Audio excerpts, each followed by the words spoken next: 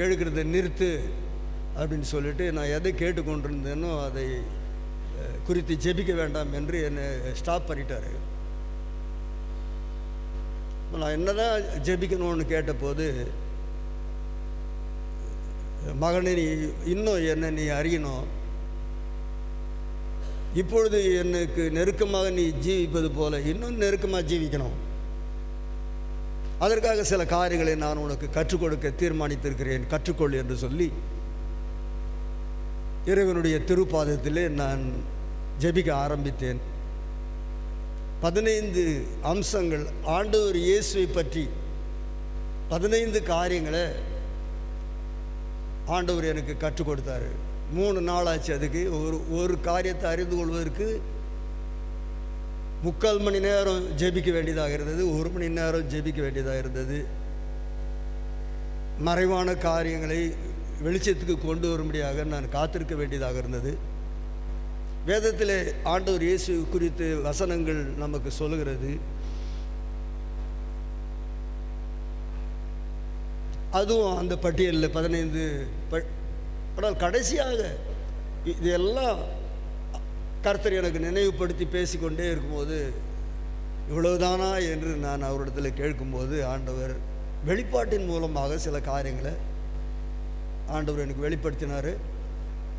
அதை பயன்படுத்த வேண்டிய நேரம் வரும்பொழுது கர்த்தருடைய ஆலோசனைப்படி வழிகாட்டுதலின்படி நான் பயன்படுத்தி இருக்கின்றேன்.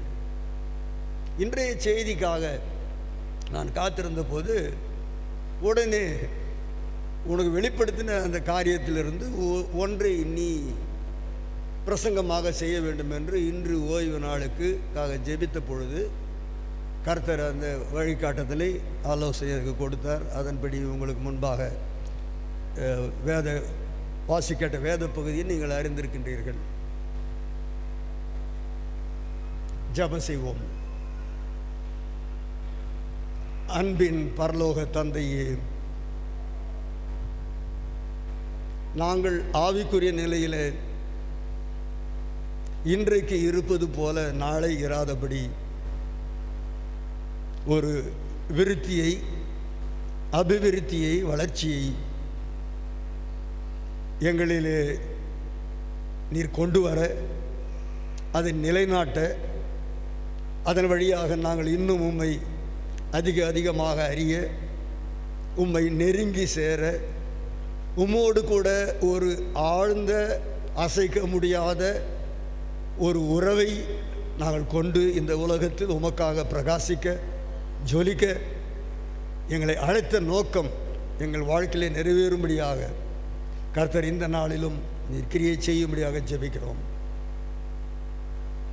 கேட்கிற இந்த வார்த்தைகளை நீர் ஆசீர்வதியும். சத்திய ஆவியானவர் தாமே சகல சத்தியத்துக்குள்ளும் எங்களை நடத்தி சத்தியத்தை அறிவீர்கள், சத்தியம் உங்களை விடுதலையாக்கும் என்று சொல்லி போன உம்முடைய வார்த்தையின்படி எங்களை நடத்த வேண்டும் என்று ஜெபிக்கிறோம். ஆளுகை செய்யும் இயேசுவின் மூலம் பிதாவே, ஆமென். இன்றைய பிரசங்கத்தினுடைய தலைப்பு அழிந்து போகிற ஆத்துமாக்கள் மேல் ஆண்டவர் இயேசுவுக்கு இருந்த கரிசனை. அழிந்து போகிற ஆத்துமாக்கள் மேல் ஆண்டவர் இயேசுவுக்கு இருந்த கரிசனை. அவருடைய குணலட்சணங்கள் ஒன்று, நான் முதலாவது ஆங்கிலத்தில் சொல்கின்றேன். அவருடைய குணலட்சணங்களில் ஒன்று is passion for the perishing souls. அழிந்து போகிற ஆத்மாக்களை குறித்த ஒரு ஆழ்ந்த கரிசனை. என் நேசர் இயேசுவுக்கு இந்த உலக ஊழிய காலத்திலே இருந்தது. இன்றைக்கும் கூட அந்த கரிசனையோடு தான் அவர் பரலோகத்தில் பரிந்து பேசி கொண்டிருக்கிறார். நாம் அநேக சமயத்தில் இயேசுவை போல நாம் வாழ வேண்டும் என்று பாடுகிறோம், ஜெபிக்கிறோம். அதை குறித்து பேசுகின்றோம். It is not very easy to live like Christ. கிறிஸ்துவை போல வாழ்வது என்பது சுலபமான காரியம் அல்ல. அது மிகவும் கடினமான காரியம். அது அனுபவம் சார்ந்த காரியம். It is not a teaching, but it is an experience. இது ஒரு அனுபவம் சார்ந்த காரியம். கடந்த வெள்ளிக்கிழமையில் கூட நாம் ஒரு அனுபவம் சார்ந்த ஒரு காரியத்தை குறித்து நாம் தியானித்து கொண்டிருந்தோம். இன்றைக்கு கூட அழிந்து போகிற ஆத்துமாக்களை குறித்த ஒரு கரிசனை எனக்கும் உங்களுக்கும் வரலன்னா, நாம் ஒரு ஆள் நம்ம தனியாக தான் இருப்போம். ஆனால் கிறிஸ்துவுக்காக ஒரு கூட்ட மக்களை நாம் சேர்க்க மாட்டோம். மறுபடியும் சொல்கின்றேன், அதை தான் ஆண்டவர் இயேசு சொன்னார். கோதுமை மணியானது நிலத்திலே விழுந்து அது சாக வேண்டும். It must undergo various changes. விழுந்த அந்த கோதுமை மணி அந்த மண்ணுக்குள்ளே பல மாற்றங்களை அடைய வேண்டும், உருமாற்றம் அடைய வேண்டும். இறுதியில் ஒரு நாளிலே அந்த கோதுமை, விதைக்கப்பட்ட கோதுமை மணி பச்சை இலைகள் இரண்டோடு நம் கண்கள் காணும்படியாக அது பூமியிலே தோன்றும்.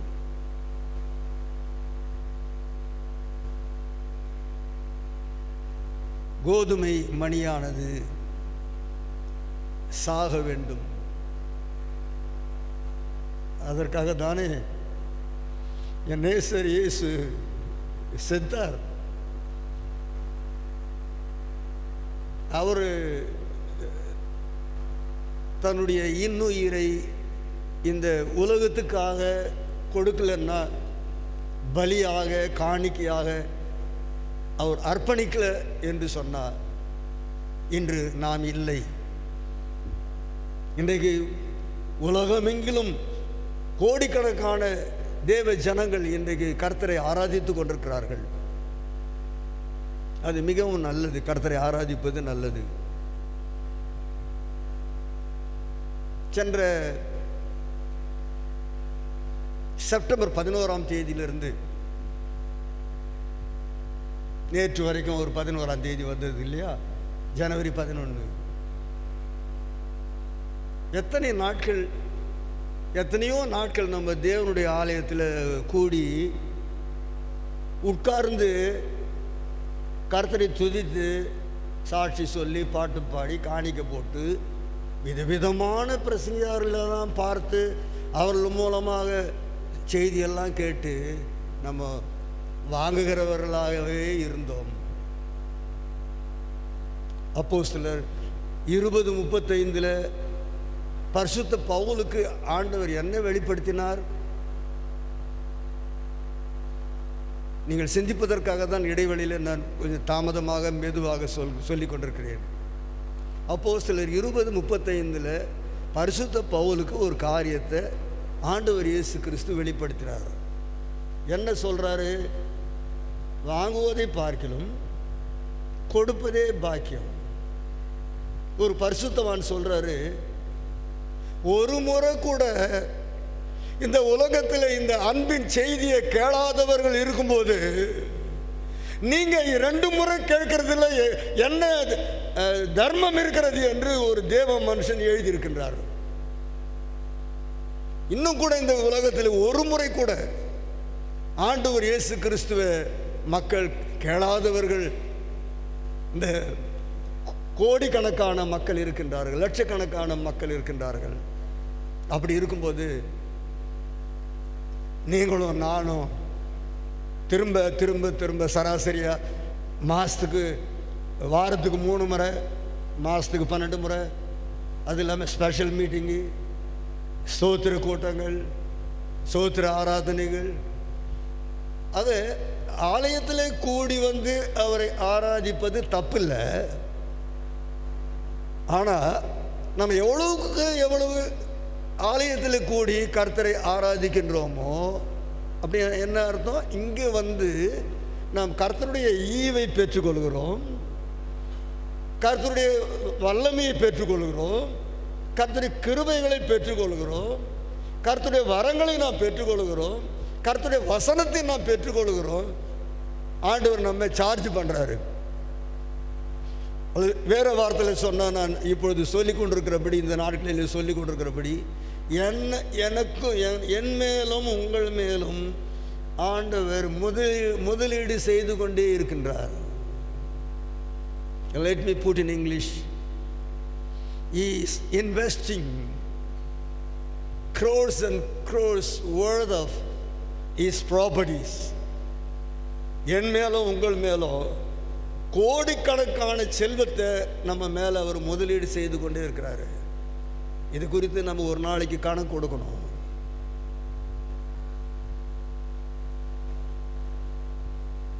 இங்கே ஆலயத்தில் வந்து நிரப்புங்கப்பான்னு பாடுவோம். நிரப்பின பிறகு என்ன பண்ணோம்? அது வழிந்து ஓடணும். ஒரு செய்தியை கேட்கிறோம், அந்த செய்தியை மற்றவர்களோடு கூட பகிர்ந்து கொள்ளணும். அழுகையோடு கண்ணீரோடு கூட அழிந்து போகிற மக்களுக்காக ஜெபிக்க வேண்டும். ஜெபிக்க வாங்கன்னு சொன்னாக்கா நமக்கு ஜெபிப்பதற்கு நேரம் இருக்காது. பாட நமக்கு நேரம் இருக்கும், பரவசமாவதற்கு நமக்கு நேரம் இருக்கும், கொண்டாட நமக்கு நேரம் இருக்கும், குதூகலத்தில் ஈடுபட நமக்கு நேரம் இருக்கும். ஆனால் தேவ ஆலயத்தில் வந்து ஜெபிப்பதற்கு நமக்கு நேரம் இருக்காது. கடந்த செவ்வாய்க்கிழமை ஆலயத்தில் ஆண்களுக்காக, வாலிப பிள்ளைகளுக்காக அக்கினி அபிஷேக கூட்டம் நடத்தப்பட்டது. நீங்கள் ஆச்சரியப்படுவீங்க, 3 பேர் தான் வந்தாங்க. இப்போ சபையில் இருக்கிற வாலிப பெண்கள், வாலிப பிள்ளைகளெல்லாம் ஒரு கணக்கு எடுத்தீங்கன்னா, ரஃபா சொன்ன ஒரு 35 பேர் இப்பொழுது இருப்பீர்கள். ஆனால் சபையில் ஜபோன்னு சொன்னால்,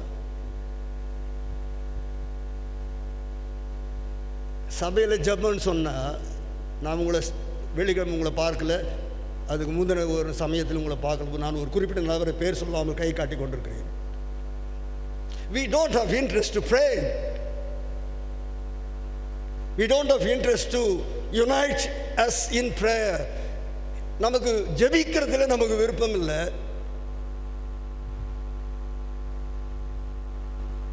ஜெபிப்பவர்கள் ஜெயம் எடுப்பார்கள். ஜெபித்த ஜெப வீரன் என் ஆண்டவர் இயேசுவுக்கு ஏற்கனவே அந்த பெயர் சூட்டியிருப்பார்கள். நான் இப்பொழுது அதை உச்சரிக்கின்றேன். என் நேச கர்த்தர் ஒரு சிறந்த ஜெப வீரன். ஜெபிக்கிறவர்கள் சுவிசேஷம் சொல்லாமல் இருக்க மாட்டார்கள். நாம் சுவிசேஷம் சொல்லும்படியான ஒரு ஆர்வம், ஒரு ஆக்கம், ஒரு ஊக்கம், நமக்குள்ளே ஒரு தாக்கம் இராததற்கு காரணம், நாம் தனி ஜபத்திலோ, குடும்ப ஜபங்களிலோ, அல்லது சபையில கூடி ஜபிக்கிற ஜபத்திலோ அழுகிற ஆத்துமாக்களுக்காக நாம் ஜபிக்காதபடி நம்முடைய சுயநலனுக்காக நாம் ஜபிக்கிறவர்களாக காணப்படுகிறோம். இந்த நிலைமை என்றைக்கு மாறுதோ அப்பொழுதுதான் நம்ம சபையில் ஆத்துமாக்கள் வரும். இதை தான் எம்பெருமான் இயேசு இந்த உலகத்தில் ஊழியம் செய்த நாட்களில் சொன்னார். யோவான் 10:6 குறித்து கொள்ள வேகமாக போக வேண்டியிருக்கிறது. யோவான் 10:6 எந்த தொழுவத்தில் இல்லாத, இது தொழுவம்னா ஆடுகளை கட்டுகிற அல்லது கூட்டி சேர்க்கிற ஒரு இடம், அல்லது ஆடுகளின் வீடு.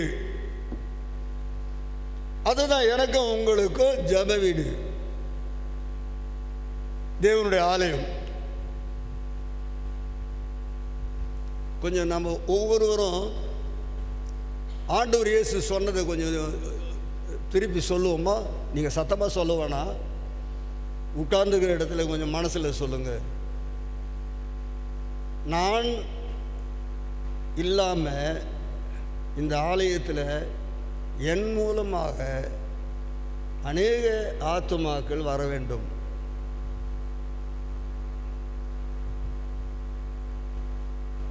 ஒரு கனியிராத ஒரு வாழ்க்கை. எதற்காக வாழணும்? ரட்சிக்கப்பட்டவன்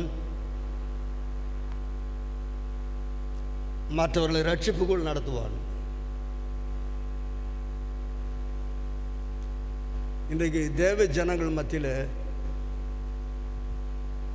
அந்த ரட்சிப்பின் அனுபவம் இல்லாமல் இருக்கிறதுனால, ஜப வாஞ்ச நமக்கு இல்லாமல் இருக்கிறதுனால நமக்கு ஆத்தும பாரம் இல்லை. நம்ம வாசிக்கேட்ட வேத பகுதியில் 19:10 வருகிற ஞாயிற்றுக்கிழமை 19:1 அங்கே என்ன சொல்கிறாரு? ஆண்டவர் இயேசு இழந்து போனதை தேடவும் ரட்சிக்கவும் மனுஷகுமாரன் உலகத்தில் வந்தார். ஆயிரக்கணக்கான ரூபாய் செலவழித்து கிறிஸ்துமஸ் கொண்டாட ஏசப்பா இந்த உலகத்துக்கு வரல. மேக்கப் பண்ணி ஜோடிச்சு உலகத்துக்கு ஒரு நடிகையாக நம்மை காட்டுவதற்கு கிறிஸ்தவன் ரட்சிக்கப்படல.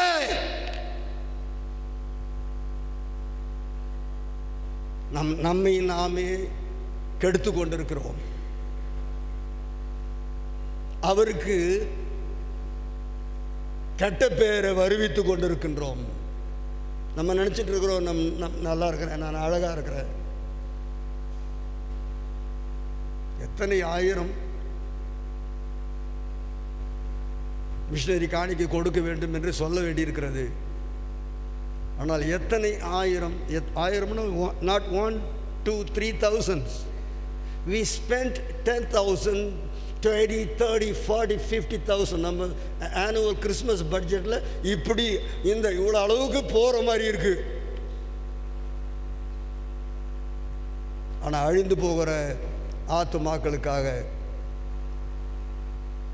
நம்ம ஒரு காணிக்கை கொடுத்து அதன் மூலமாக ஒரு கூட்ட மக்களை கிறிஸ்துவின் பாதத்தில் கொண்டு மறுபடியும் நினைவுபடுத்துவோமா? இந்த தொழுவத்தில் இல்லாத வேறு ஆடுகள் எனக்குண்டு.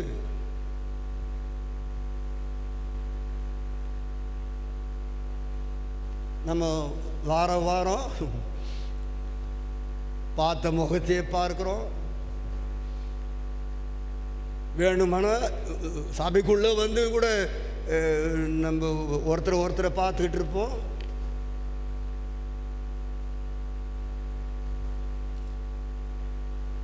சென்ற 24வது ஆண்டில் 31ஆம் தேதி ராத்திரி 24ஆம் ஆண்டு டிசம்பர் 31ஆம் தேதியில் நாம் ஒரு கேள்வி கேட்போம். இந்த ஆண்டில் ஆத்தும ஆதாயம் செய்தவர்கள் நீங்கள் எழுந்து நில்லுங்கள் என்று சொல்லுவோம்.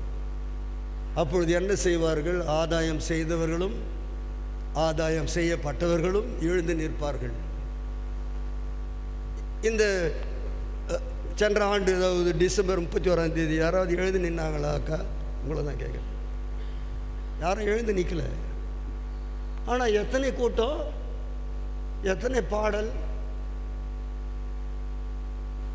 கிட்டத்தட்ட அது ஒரு 40. அதுக்கப்புறம் இந்த சென்ற ஆண்டு முழுவதும் ஒரு 70 நாள் 75 நாள் நம்ம ஆலயத்தில் கூடி வந்திருக்கிறோம்.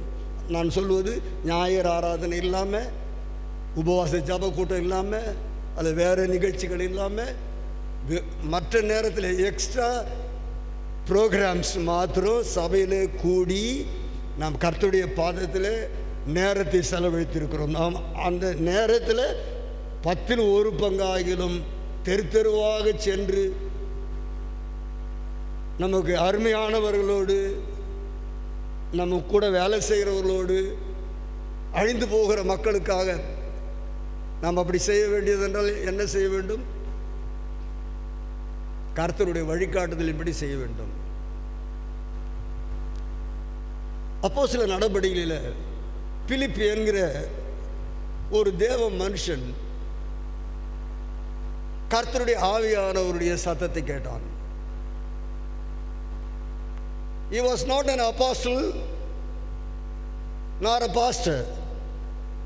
அவன் அப்போஸ்தலனும் அல்ல, அவன் போதகரும் அல்ல, அவன் தீர்க்கதரிசியும் அல்ல. உங்களைப் போல ஒரு சாதாரண மனுஷன். எருசலேமிலிருந்து மக்கள் சிதறடிக்கப்பட்ட போது சிதறடிக்கப்பட்டவர்கள் வந்து விழுந்த ஒரு விதை. கர்த்தருடைய சத்தம் அவனுடைய காதில் விழுகிறது. வனாந்தரத்துக்கு நேராக போ, ரதத்தில் செல்கிற மனிதனோடு கூட கலந்து கொள், சேர்ந்து கொள். கீழ்ப்படிந்தான். ரதம் அந்த ரோட்டில் செலுத்தப்படுகிறது. இவனும் ஓடி அந்த ரதத்தோடு சேர்ந்து கொண்டான்.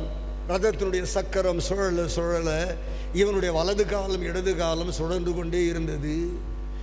ரதத்தில் அமர்ந்திருந்த அந்த நபர் ஏசாயா தீர்க்கதரிசன புஸ்தகத்தில் இருந்து ஒரு பகுதியை சத்தமாக வாசிக்கின்றார். இவர் அதை கேட்டுக்கொண்டே போகிறார். ஐயா, என்ன வாசிக்கிறீங்க? நீங்கள் வாசிக்கிற வேத பகுதியினுடைய பொருள் உங்களுக்கு புரிகிறதா என்று கேட்கிறார் தேவ மனுஷன். அப்பொழுது அவர் சொல்லுகிறார், யாராவது ஒருவர் எனக்கு விளக்கினால் தானே. அப்போது இந்த உலகத்தில் ஆர்வத்தோடு கூட இருக்கிற மக்களுக்கு, ஆத்ம வாஞ்சியோடு கூட இருக்கிறவர்களுக்கு, சத்தியத்தை வாஞ்சிக்கிறவர்களுக்கு அந்த சத்தியத்தை எடுத்து சொல்ல, அந்த சத்தியத்திற்கு விளக்கம் கொடுக்க, அவர்களை கர்த்தருக்குள்ளாக நடத்த இன்றைய ஆட்கள் இல்லை.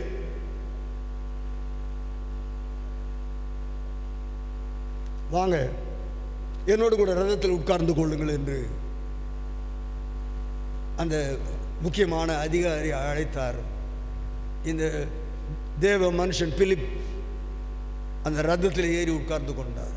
இவர்கள் இருவரும் கர்த்தருடைய வசனத்திற்கு விளக்கம் கொடுக்க, விளக்கத்தை பெற்றுக்கொண்ட அந்த தேவ மனிதன் அந்த பிரயாண தூரத்திலேயே ஆண்டவர் இயேசுவால் தொடப்பட்டான்.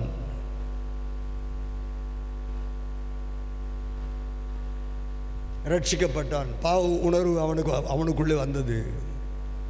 அடுத்த கேள்வி கேட்கிறார், ஞான ஸ்நானம் பெறணும்.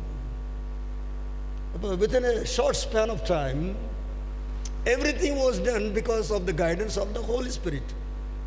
பரிசுத்த ஆவியானவருடைய வழிநடத்துதலினால என்னென்ன நடக்கணுமோ முறைப்படி அந்த ப்ராசஸ் என்னென்ன நடக்கணுமோ படிப்படியாக ஒன்றன் பின் ஒன்றாக எல்லாம் நடந்து கடைசியில் தண்ணீர் இருந்தால் ஞானஸ்தானம் கொடுப்பதற்கு தடை இல்லை என்று சொல்லி ஒரு தண்ணீர் தடாகத்தை கண்டுபிடித்து அதில் இருவரும் இறங்கி ஞானஸ்தானம் பெற்று கரையேறின போது அந்த தேவ மனுஷனை ஆண்டவர் கொண்டு போய்விட்டார்.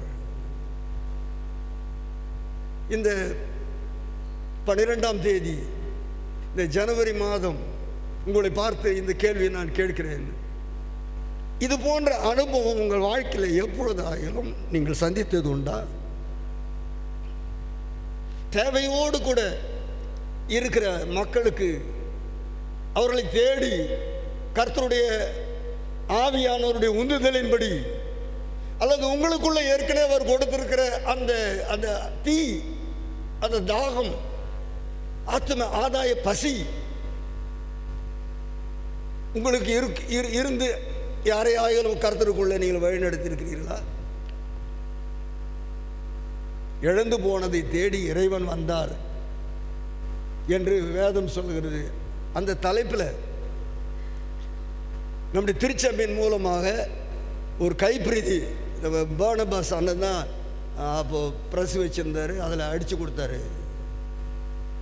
திருவான்மியூரில் இருந்து படையூர் வரைக்கும் அந்த கைப்பிரதியை வீடு வீடாக கொடுத்துருக்குறோம். இன்னும் அந்த பழைய ஊழியத்தை நான் செய்துட்டேன், நாம் செய்துட்டு ஒரு பெருமை பாராட்ட முடியாது. அருமையானவர்களே, ஊழியம் என்பது அனுதினமும் ஒவ்வொரு வாரமும் மாதமும் ஒவ்வொரு வருடமும் செய்ய வேண்டிய காரியம். முடிஞ்சு விட்டதா? இந்த பகுதியில் இருக்கிற 6 ஊருக்கு ஆண்டவருடைய செய்தியை கொடுத்து முடிந்து விட்டதா? அவ்வளோதானா? ஆண்டவர் திருப்தி அடைந்து விட்டாரா என்றால் இல்லை.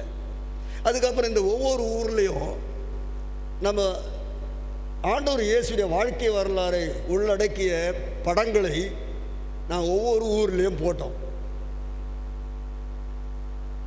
இந்த கிழக்கு கடற்கரை சாலையை சுவிசேஷ மயமாக்கினோம்.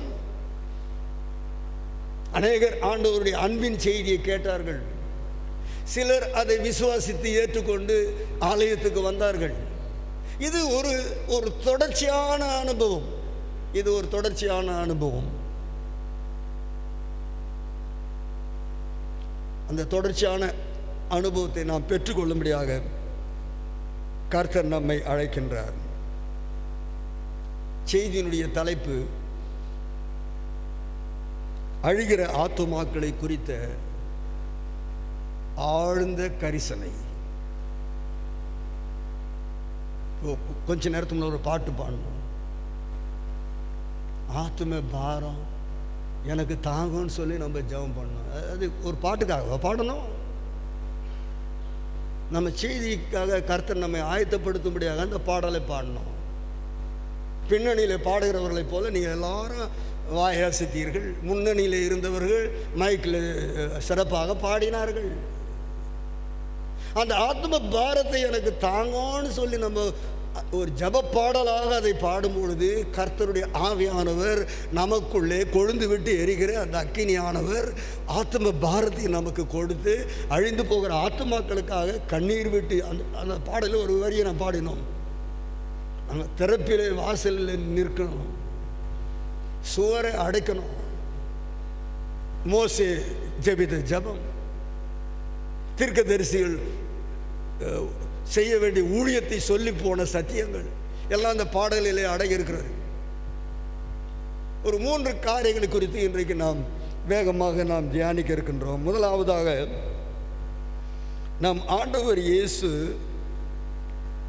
கரிசனை உள்ளவர் என்று நாம் தியானித்து கொண்டிருக்கிறோம். என்னோடு நீங்கள் சேர்ந்து மத்தேயு சுவிசேஷம் 9ஆம் அதிகாரம் 36வது 37 38வது வசனங்களை எடுத்துக்கொள்ளும்படி நான் கேட்டுக்கொள்கிறேன்.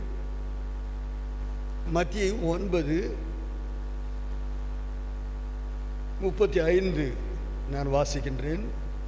பின்பு இயேசு சகல பட்டணங்களையும் கிராமங்களையும் சுற்றி நடந்து ஜப ஆலயங்களில் உபதேசித்து ராஜ்யத்தின் சுவிசேஷத்தை பிரசங்கித்து ஜனங்களுக்கு உண்டாயிருந்த சகல வியாதிகளையும் சகல நோய்களையும் நீக்கி அவர்களை சொஸ்தமாக்கினார். என்ன ஊழியம் செய்யணுமோ அந்த ஊழியத்தை, அக்கா உங்களை தான் கொஞ்சம் கவனிங்க, எந்த ஊழியம் செய்யணுமோ அந்த இடையில கொஞ்சம் வசனம் வாசிக்கும் போது இடையில ஒரு ஆளை கொஞ்சம் டச் பண்ணக்கூடாது. வசனம் வாசிக்கிறது நோக்கம் காதால் கேட்பதற்காக தான்.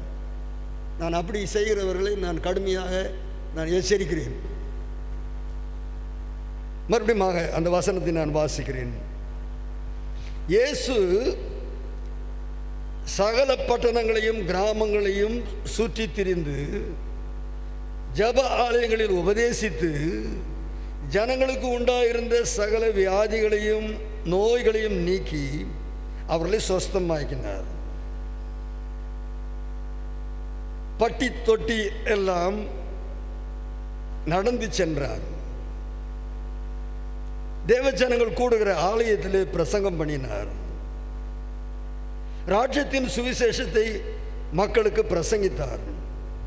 ஜனங்களுக்கு உண்டாயிருந்த சகல வியாதிகளையும் நோய்களையும் நீக்கி அவர்களை சொஸ்தமாக்கினார்.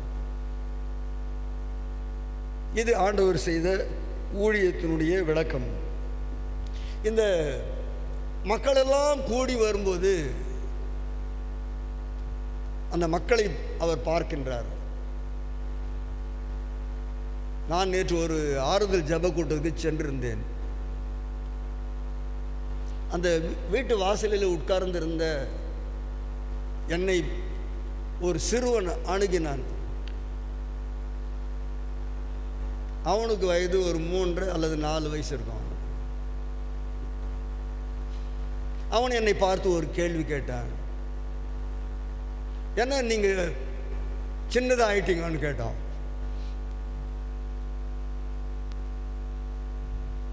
முதல் பார்த்துருக்கிறான், இப்போ பார்க்குறான், கம்பேர் பண்ணுறான். இப்போ நம்ம இருந்தால் என்ன கேள்வி கேட்டிருப்போம்? ஐயா நீங்கள் கொஞ்சம் இழைச்சிட்டீங்க போலகுது அப்படின்னு கேட்போம். ஆனால் அவனுக்கு அந்த வயசுக்கு ஏற்ற அந்த லாங்குவேஜ், அந்த மொழி அவ்வளோதான் அவனுக்கு தெரியும். அவன் என்ன சொல்கிறான், நீங்கள் சின்ன ஆள் ஆகிட்டீங்க.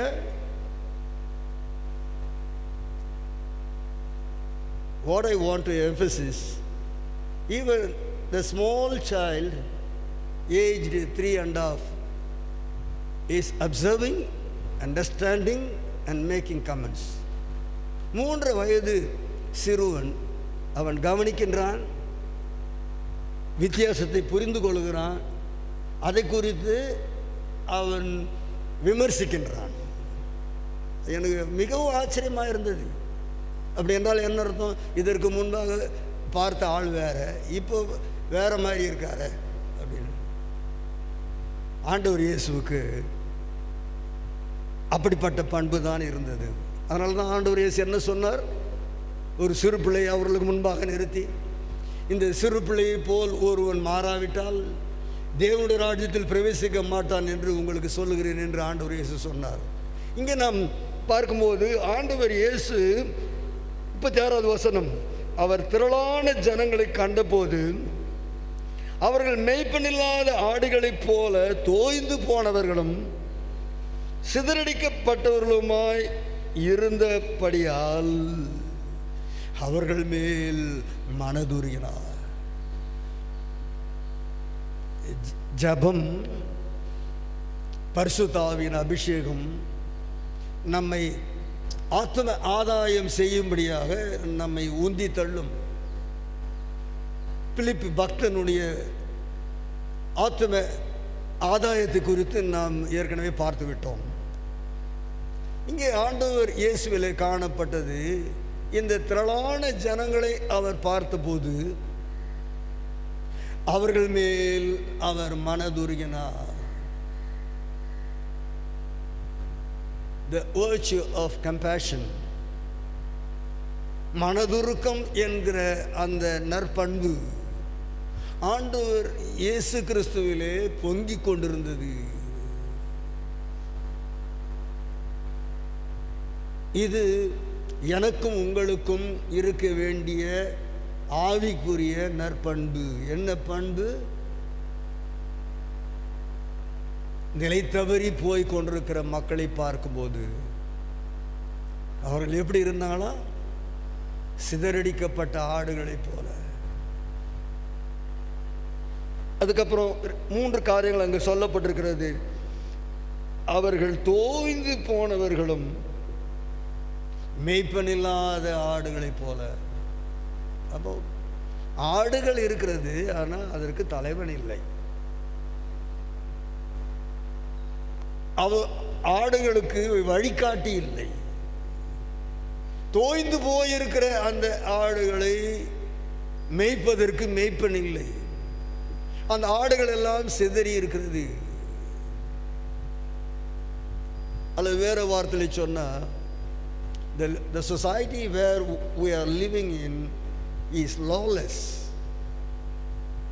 ஒழுங்கின்மையாக, மக்கள் சீர்கேடாக, சிதறப்பட்டவர்களாக, அவர்களுக்கென்று ஒரு நல்வழிப்படுத்துகிற ஒரு நல்லவன் இல்லாதவர்களாக இந்த உலகத்தில் மக்கள் வாழ்ந்து கொண்டிருக்கிறார்கள். அவர்களுக்கு ஒரு நல்ல மேய்ப்பன் தேவை.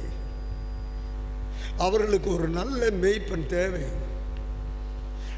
அவர்தான் உங்கள் மேய்ப்பனானால், ஆலயத்தில் வந்தால் சொல்லுகிறீர்களே, கர்த்தர் என் மேய்ப்பராக இருக்கிறார் என்று சொல்லி, அவரை பார்த்து நல்ல சமாரியனே என்று அவரை புகழ்கிறீர்களே, அவரை நல்ல சமாரியன் என்று சொல்லி அவரை ஆராதிக்கிறீர்களே, அந்த நல்ல சமாரியன் உங்கள் தெய்வமானால், உங்கள் வழிகாட்டியானால், அந்த நல்ல சமாரியனுக்கு இருந்த அந்த குணநல பண்பாம் மனதுருக்கம். அந்த சமாரியன் 3வது ஆளாக வந்தான். அவனுக்கு முன்பாக ஆசாரியன் வந்தான். 2வதாக லேவியனும் அந்த வழியாக வந்தான். எல்லாரும் வேடிக்கை பார்க்கிறவர்களாக, அவர்களுக்குரிய வேலையின் மேலே அக்கறை உள்ளவர்களாக, சுயநலவாதிகளாக, தாங்கள் உண்டு, தங்கள் வேலை உண்டு, தங்கள் பொறுப்புண்டு, தங்கள் இருப்புண்டு, தங்கள் கருப்புண்டு, தங்கள் மறுப்புண்டு என்று சொல்லி அவர்கள் தங்கள் வழியே போய்விட்டார்கள். மூன்றாவதாக அந்த நபர் வந்தார். அவர் யாரும் இல்லை, ஒரு சமாரியன். அவனுடைய வாகனம் கழுதை. அவன் சாலையிலே அந்த கழுதையை நிறுத்திவிட்டு, சத்தம் எங்கே கேட்கிறது? யார் அந்த மனிதர்? அழுகின்றாரு. அவ்வளவு ஓசை அல்லவோ என் செவியிலே கேட்கிறது, அணுகி செல்வேன் என்று சொல்லி அந்த மனிதனை பார்த்தபோது அந்த நல்ல சமாரியன் மனதுருகினார். தன் வசத்தில் வைத்திருந்த திராட்சை ரசத்தை அந்த காயங்களிலே வாற்றினார். கொஞ்சம் குடிக்க கொடுத்தார். காயத்தின் மேலே ஒரு கட்டு போட்டார். அடுத்து அருகாமையில் இருக்கிற அந்த நர்சிங் ஹோமுக்கு தான் ஏறி வந்த வாகனத்தில் அவனை உட்கார வைத்து இவர் அந்த கழுதையை ஓட்டி கொண்டு அந்த நர்சிங் ஹோம் சென்று அங்கே இருக்கிற மருத்துவரிடத்தில் அல்லது பொறுப்பாக இருக்கிறவரிடத்தில் தன் பொறுப்பை ஒப்படைத்து அவர் வந்த வழியிலே திரும்பி போனார். இன்று காயத்தோடு, குற்றுயிரோடு, உயிருக்காக போராடி கொண்டிருக்கிற நிலைமையில், நான் சொல்வது ஆவிக்குரிய நிலைமையிலே உயிருக்காக போராடி கொண்டிருக்கிறவர்கள் இந்த மண்ணிலே எத்தனை லட்சங்கள் உண்டு, எத்தனை கோடிகள் உண்டு. நாம் வாழ்கிற பகுதியில் எத்தனை நூற்றுக்கணக்கான ஆயிரக்கணக்கான மக்கள் உண்டு அல்லவா? நம்ம வேலையை பார்த்துட்டு நம்ம போகணும்னு சொன்னால் அவர்களுக்காக யார் கரிசனை கொள்வார்? இதை தான் எம்பெருமான் இயேசு எனக்கு கற்றுக் கொடுத்து கொண்டே இருக்கிறார். அவர் எப்படி, ஆவியானவர் எப்படி சொல்லுகின்றாரோ அந்த அவர் பின்னாலே தான் நான் இப்பொழுது போய் கொண்டிருக்கிறேன். இப்போது அடுத்ததாக அவர் எரிகோவுக்கு, நான் வாசிக்க கேட்ட வேத பகுதியிலே எரிகோவை நோக்கி பயணம் செய்கின்றார். ஒரு பயணம் சொன்னால், so there is a place of origin and there must be a destination. ஒரு துவக்க இடம் ஒன்று இருக்கும், சென்று சேர வேண்டிய இடம் இருக்கும். பாதியிலே ஒரு சம்பவம் நடந்துவிட்டது. இவர் போகிற பாதை மரங்கள், இரு மரங்கிலும் கனித்தரும் மரங்கள் இருந்தன. இவன் ஆயக்காரருக்கு தலைவனும் மிகவும் செல்வந்தனுமான, அந்த ரெண்டு வார்த்தை நீங்கள் உபயோகப்படுத்திங்க, செல்வந்தன், லீடர். ஆயக்காரருக்கு தலைவன் செல்வந்தன். ஆனால் ஆள் தோற்றத்தில் கொஞ்சம் உயரம் குறைவாக இருப்பான். என்ன செய்தான்? இந்த கூட்டத்தில் நம்ம போனோம்னா இயேசுவை பார்க்க வேண்டும் என்ற ஆசை அவனுக்கு இருந்தது. ஆனால் அந்த ஆசையை நிறைவேற்றிக் கொள்ளக்கூடாதபடிக்கு அவனுடைய தோற்றம் அவனை தடைப்படுத்தியது. எனவே ஒரு உபாயம் செய்தான். அவனுக்குள்ளே இயேசுவை காண வேண்டும் என்ற ஒரு வாஞ்சை இருந்தது. இன்றைக்கு கூட இயேசுவை காண வேண்டும் என்ற வாஞ்சையோடு சகைவை போல எத்தனையோ மக்கள் இருக்கிறார்கள். நீங்கள் அவர்களை அடையாளம் கண்டு கொள்ள வேண்டும். இயேசுவானவர் அந்த பவனியிலே வருவதற்கு முன்பாக அந்த காட்டு அத்தி மரத்திற்கு மேலே சென்று இலை மறை காயாக அவன் அமர்ந்து கொண்டு, இயேசு எப்படிப்பட்டவரோ, அவரை நான் பார்க்கணுமே, அவருடைய முகத்தை பார்க்கணுமே என்று சொல்லி மிகுந்த ஆவலோடு அந்த மரத்திலிருந்து அவன் கீழே பார்த்தான். we call it with angle of depression. மேலே இருந்து அவன் கீழே பார்த்தான். என்ன நடந்தது? பக்கத்தில் இருக்கவங்க யாருமே சொல்லலை. நன்றாக கவனிங்கள். எம்பெருமான் இயேசு அவனை நோக்கி பார்த்தார். அதுதான் ஆண்டவர் இயேசுடைய பார்வை.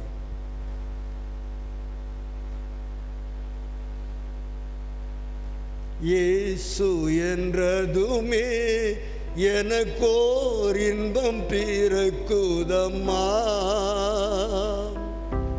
காசினில் அவரை போல் எவரையும் கண்டதும் இல்லையம்மா. இயேசு என்றதுமே எனக்கோர் இன்பம் பிறக்குதம்மா, காசினில் அவர் போல் எவரையும் கண்டதும் இல்லையம்மா. பேசத் தொடங்கினாலோ பேச்செல்லாம் பேரின்பம் சொட்டுதம்மா. பேசத் தொடங்கினாலோ பேச்செல்லாம் பேரின்பம் சொட்டுதம்மா. பார்க்கத் தொடங்கியதோ பார்வையெல்லாம் பாவியின் மேலேயம்மா. பார்க்கத் தொடங்கியதோ பார்வையெல்லாம் பாவியின் மேலேயம்மா. பேசினா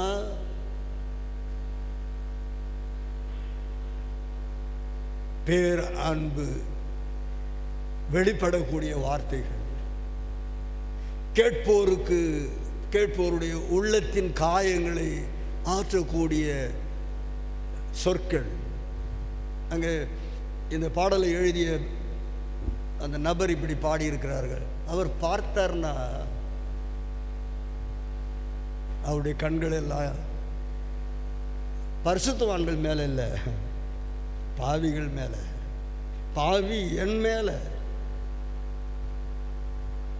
ஓ தெய்வமே, இன்று காலையில் எங்கள் ஆண்டவர் இயேசு பாவிகளை பார்க்கக்கூடிய கண்களோடு திகழ்ந்தது போல நாங்களும் அப்பா அழிந்து கொண்டிருக்கிற ஆத்துமாக்களை காணும்படியாக எங்கள் கண்களை திறந்தருளும், எங்கள் புறக்கண்களை திறந்தருளும், எங்கள் மனக்கண்களை திறந்தருளும். உம்முடைய மனதுருக்கம் எங்களிலிருந்து புறப்பட்டு போகட்டும் என்று சொல்லி நாம் ஜெபிப்போமா? பார்க்க தொடங்கினால், நம்ம எல்லாரும் பார்க்க தொடங்கினால் என்ன பார்ப்போம்? ரொம்ப டீட்டெயிலாக போனாக்க நீங்கள்லாம் கல்லை எடுத்துக்கொள்வீர்கள். சென்ற வெள்ளிக்கிழமை நம்ம தியானித்தோம். தாவீதை கொல்வதற்காக அவனுடைய சக நண்பர்கள் எல்லாம் கல் எடுத்துக்கினாங்க, இவனை அடித்து கொலை செய்யணும்னு. அவ்வண்ணமாக அந்த தாவீது நெருக்கப்பட்டான். இப்பொழுது நாம் அதை தியானிக்கவில்லை. ஆண்டவர் பார்த்தார்னா அவருடைய பார்வை அருள் நிறைந்த பார்வை, இருளை போக்கக்கூடிய அருள் நிறைந்த பார்வை. யார் யார் மேலே படுதோ அவர்கள் எல்லாரையும் தன்னிடமாக ஈர்த்து கொள்ளக்கூடிய அந்த ஆக்ஷன சக்தி,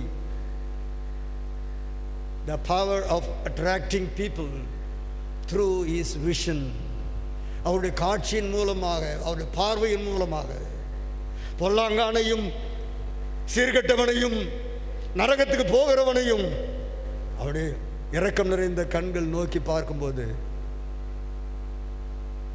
ஆண்டவர் இயேசுவின் கண்கள் சகீவை நோக்கி பார்த்தது. அவன் என்ன நினைத்தான்? ஐயாவை பார்த்துட்டு எல்லாரும் கடந்து போயிடுவாங்க, நாமும் வீட்டுக்கு போயிட்டு நம்ம தொழிலை நம்ம துவங்கணும், ஆஃபீஸை திறக்கணும், கல்லாவில் காசை நிரம்பணும், அதனை இன்றைக்கு ஒரு நல்ல வருமானத்தை ஈட்டணும்.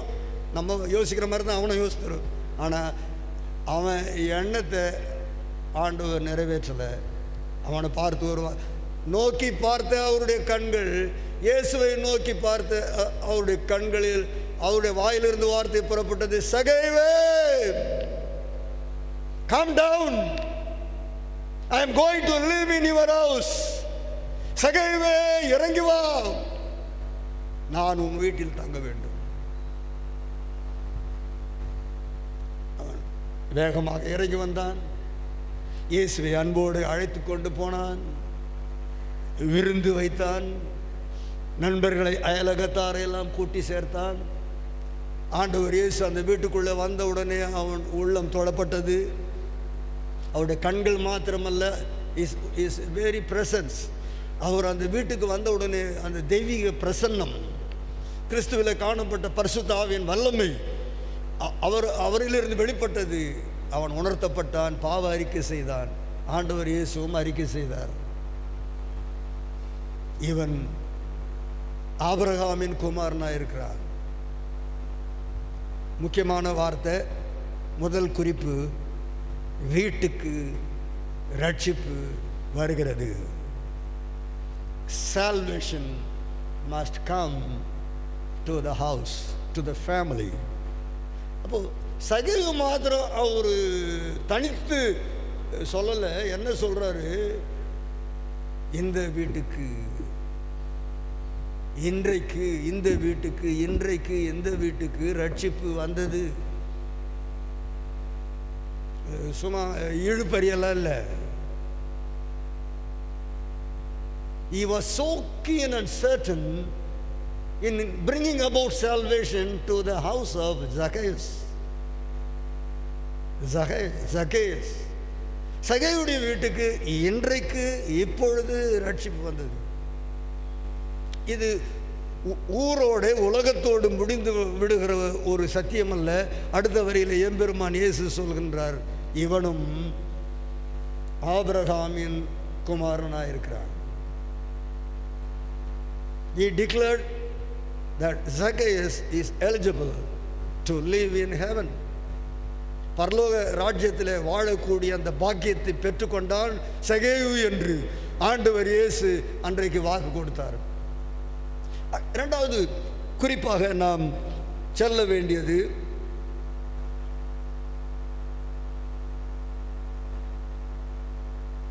யோவான் 4ஆம் அதிகாரம், யோவான் 4ஆம் அதிகாரம் 4-30 வசனங்களில் உங்களுக்கு நன்றாக தெரியும். சமாரியா கிராமத்தின் வழியாக ஆண்டவர் இயேசு செல்கின்றார். சமாரியர் யூதர்களோடும் யூதர்கள் சமாரியர்களோடும் சம்பந்தம் கலப்பதில்லை. நன்றாக கவனிங்கள். யூதர்கள் சமாரியரோடும் சமாரியர்கள் யூதரோடும் சம்பந்தம் கலப்பதில்லை. ஆனால் நம் ஆண்டவர் இயேசு அந்த வழியாக போகிறார். அவர் அங்கே உட்கார்ந்திருக்கும் போது ஒரு சமாரிய பெண் தண்ணீர்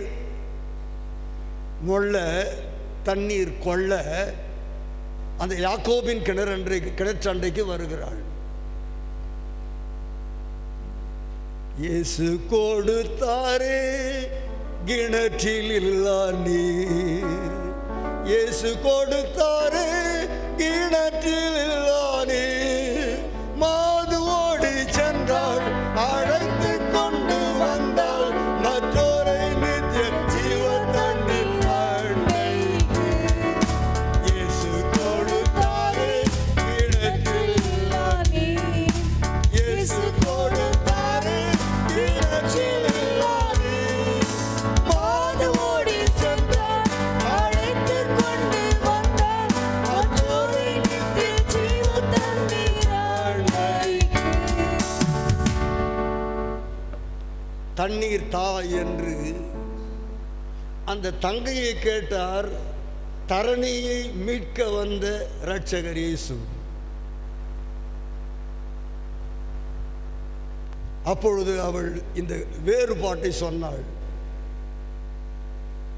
அவளுடைய அந்தரங்க வாழ்க்கையை நம் ஆண்டவர் இயேசு அவளுக்கு வெளிப்படுத்தினார். நேரம் இல்லாதனால நம்ம கொஞ்சம் வேகமாக போயிட்டு கொண்டிருக்கோம். புருஷனை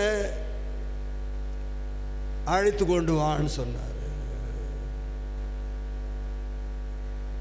அந்த சமாரிய பெண்ணு நம்மள சிலர் வெள்ளையா இருப்பது போல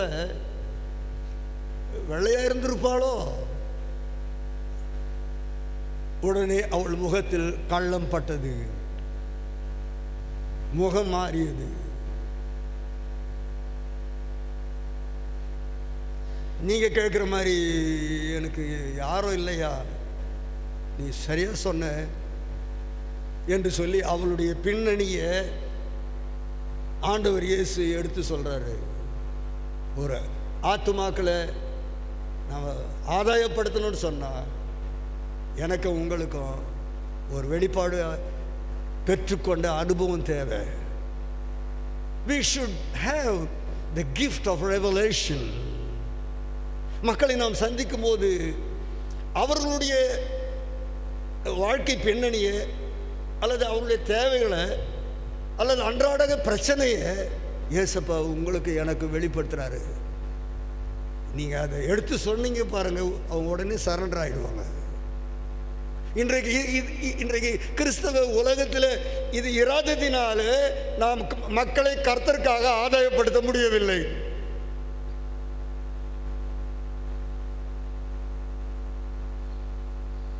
உடனே கொடத்தங்க வச்சுட்டு ஊருக்குள்ளே சென்றாள். ஒருவர் வந்திருக்கிறார், என் வாழ்க்கையெல்லாம் அப்படியே அக்கா பிட்டு பிட்டு வச்சுட்டாரு, வந்து பாருங்க, அவர் தீர்க்கதரிசிதானா என்று வந்து பாருங்க என்று ஒரு அழைப்பு விடுத்தாள். ஊர் மக்கள் எல்லாரும் அணிதிரண்டு வந்தார்கள். ஆண்டவர் இயேசு அவர்களோடு கூட தங்கும்படியாக 2 நாட்கள் கேட்டுக்கொண்டார்கள். ஆண்டவர் இயேசு அந்த சமாரியா கிராமத்தில் தங்கினார். சாப்பிட்டார், சகை வீட்டில் சாப்பிட்டார். அவன் ஒரு மோசமான பாவி. இங்கே வந்து கம்யூனியல் டிஃப்ரென்ஸ், சாதி வேறுபாடு, இன வேறுபாடு, அதெல்லாம் மீறி என் ஆண்டவர் இயேசு சென்று அந்த ஊரில் அவங்க கேட்டுக்கொண்டபடி ஏன் தங்கினார் தெரியுமா? ஆத்துமா கர்த்தருடைய பார்வையிலே வெளியேறப்பட்டது. அந்த ஆத்மாவை ஆதாயம் செய்யணும்னா நாம் அதற்காக எவ்வளவு விலைக்கரையம் கொடுக்கணுமோ அவ்வளவு விலைக்கரையத்தை நம்ம கொடுத்துதான் ஆகணும்.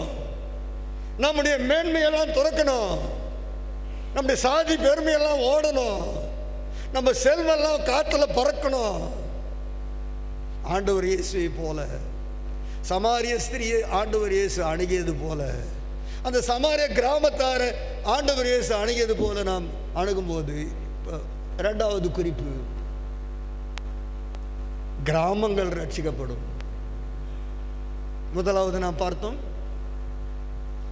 ஒரு குடும்பம், ஒரு ஆளை நம்ம பின் பாயிண்ட் பண்ணோம்னா, ஒரு சகைவை ஆண்டவர் இயேசு சந்தித்ததினால அந்த முழு வீட்டுக்கு ரட்சிப்பு வந்தது. இந்த சமாரிய பெண் ஒருத்தியை ஆண்டவர் இயேசு சந்தித்து அவளோடு நேரத்தை செலவழித்ததினால, தம்மை அவளுக்கு வெளிப்படுத்தினதினால அந்த ஊரே ரட்சிக்கும்படியாக ஆண்டவர் கிருபை செய்தார். 3வதாக லூக்கா சுவிசேஷம் 20 நம்ம இன்றைக்கு தியானிக்கிற இந்த சம்பவங்கள், சத்தியங்கள் எல்லாம் நமக்கு மிகவும் தரோவாக தெரிந்த சத்தியங்கள்.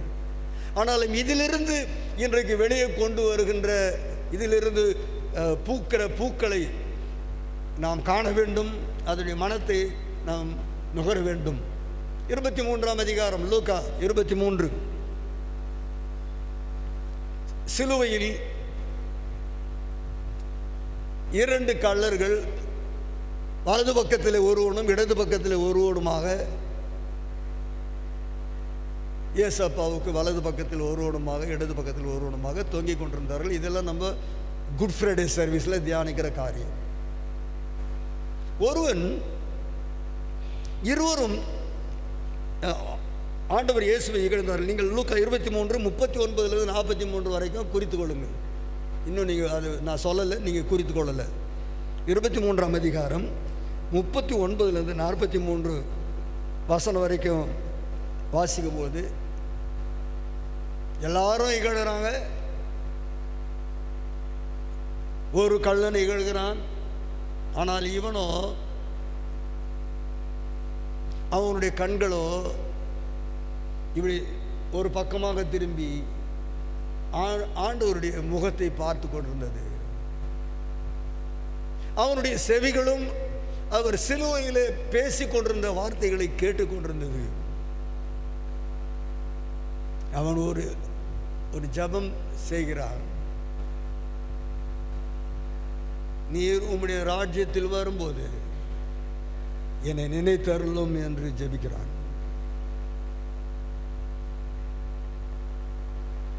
ஆண்டவர் அதற்கு மறுமொழியாக, இன்றைக்கு என்னுடனே கூட பரதேசில் இருப்பாய் என்று, இன்றைக்கு நீ என்னுடனே கூட பரதேசில் இருப்பாய் என்று மெய்யாகவே உனக்கு சொல்கின்றேன். இந்த மூன்றாவது சுருக்கமாக நம்ம முடித்துட்டோம்.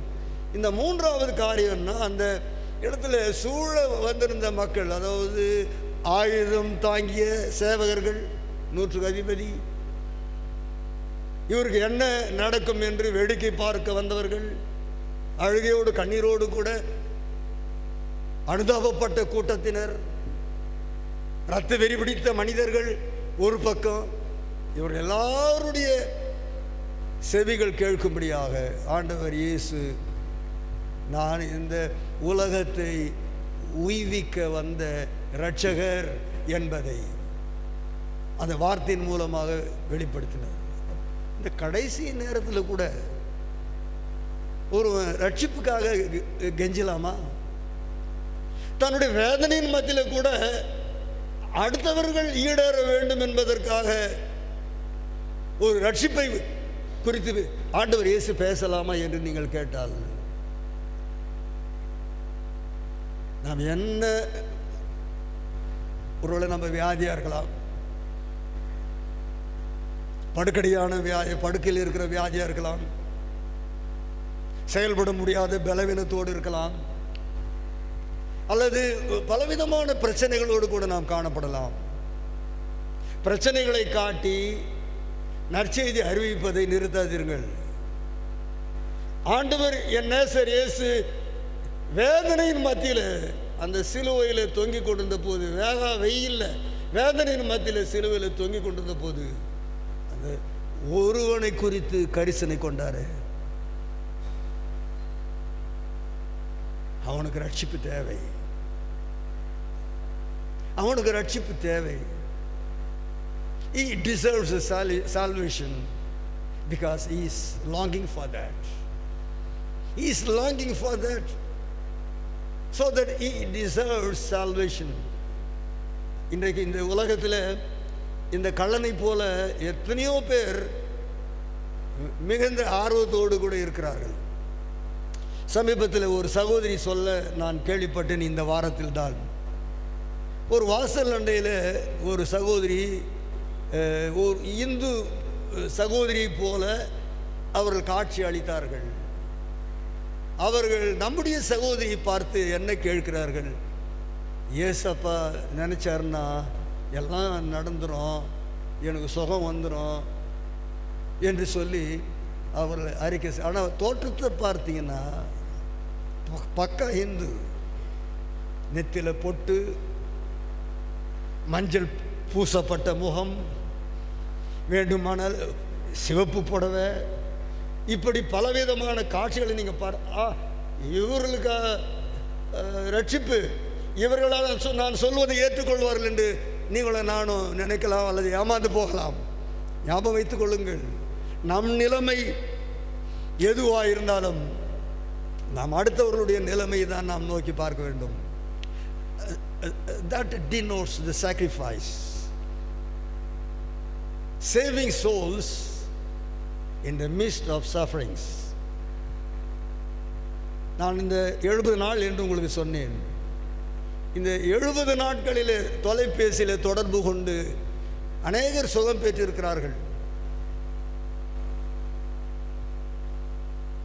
பாஸ்டர் வரமாட்டாரானா இப்போ வர்றதில்லைன்னு சொல்லுவாங்க. ஆனால் கர்த்தருடைய வல்லமை நமக்குள்ளே இருக்கும்போது, நாம் செய்ய வேண்டிய நல்லதை செய்ய அறிந்திருக்கும் போது, அதை செய்யும்படியாக கர்த்தர் நம்ம உள்ளத்தில் நெருக்கி ஏவி கொண்டு இருக்கும்போது, நம்முடைய துன்பம், நம்முடைய துயரம் எதுவாக இருந்தாலும் ஆண்டவர் இயேசுவுக்கு இருந்தது போல துன்பம் நமக்கு யாருக்கும் இன்னும் வரல. ஒரு கணம் நீங்கள் சிந்தித்து பாருங்கள். ஆண்டவர் இயேசு அந்த சிலுவையில் இருந்தபோது அந்த கள்ளன் வார்த்தையை அதை லேசாக அவர் எடுத்துக்கல. He took very seriously and answered him and granted him salvation. அவன் வார்த்தையை அவர் அலட்சியமாக எடுத்துக்கிட்ட. மக்கள் தங்களுடைய பிரச்சனைகளை சொல்லும்போது நம்ம என்ன சொல்லுவோம்? யாருக்கு தான் பிரச்சனை இல்லை, என் பிரச்சனையை சொல்லணும்னா 1 மணி நேரம் ஆகும், காலகட்டமாக நான் போகிறேன் பாய் என்று சொல்லிவிட்டு நம்ம போய் கொண்டிருக்கிறோம். நம்ம பிரச்சனைகள் இருக்கும்போது தான் பிரச்சனைகளில் இருக்கிறவர்களை குறித்த கரிசனை நமக்கு வரும். ஆண்டவர் இயேசுவை போல வாழ வேண்டும் என்று விரும்புகிறீர்களா? ஆண்டவர் இயேசுவில் காணப்பட்ட ஆத்ம கரிசனை உங்களுக்கு தேவை. அது இருந்தால்தான் நான் ஒரு ஆளாக சபைக்கு வரேன், நான் ஒரு கூட்ட மக்களோடு தேவ சபையில் கர்த்தரை ஆராதிக்கணும். இந்த வருடத்தின் ஆரம்ப மாதத்தில் இருக்கிற இந்த கூட்டம் 3 மடங்காக மாறணும் என்று நாம் ஒவ்வொருவரும் விசுவாசித்தா நிச்சயமாக அழுகிற ஆத்துமாக்கள் மேல் ஆண்டவர் இயேசுவை போல நாம் கரிசனை உள்ளவர்களாக இருப்போம். வாருங்கள், அடுத்த 19ஆம் வருகிற ஞாயிற்றுக்கிழமை மாலையில் சபையில் கூடுங்கள், ஜபத்தோடு ஆயத்தப்படுங்கள், ஒரு கூட்ட மக்களை தேவ சமூகத்தில் கொண்டு வந்து சேர்ப்போம். கர்த்தர் தொடர்ந்து நம்மோடு கூட பேசுவாராக. இப்பொழுது நாம்